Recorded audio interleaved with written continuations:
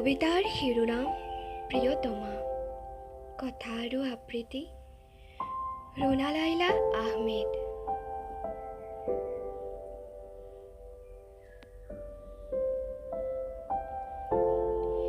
মই শুন তোমাৰ প্ৰিয়তমা, তোমাৰ ফুলনিৰ এপাহি গোলাপ হৈ সুবাসিত কৰিম তোমাৰ হৃদয়। ৰাতিপুৱাৰ বেলিৰ সোণোৱাল কিৰণ হৈ জগাম তোমাক নিদ্ৰাৰ পৰা, তোমাৰ পদূলিৰ সেউজী গছৰ ডালত বহি ৰম বিহংগিনী হৈ।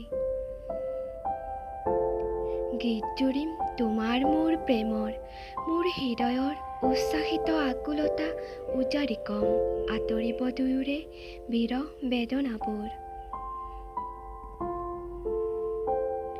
নিশা আকাশৰ তৰা হৈ জিলিকাম তোমাৰ চোতাল, তৰাৰ চিকিমিকি পোহৰত তোমাৰ নাচি উঠিব দেহ মন। জোনাক ৰাতি জোনাকৰ জোনাকী হৈ মলয়াৰ সতে মিলি শীতলতা দিম তোমাৰ প্ৰাণত।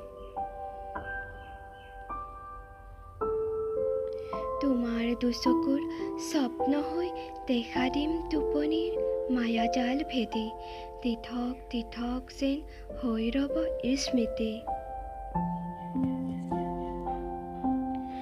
মই এটি সুৰ হৈ তোমাৰ হৃদয়ৰ স্পন্দনৰ সৈতে বাজি উঠিম প্ৰতিপল। মই শুন তোমাৰ প্ৰিয়তমা, তোমাৰ চোতালত বৰষিম বৰষা হৈ, তিতি যাব তোমাৰ দেহ মন প্ৰাণ।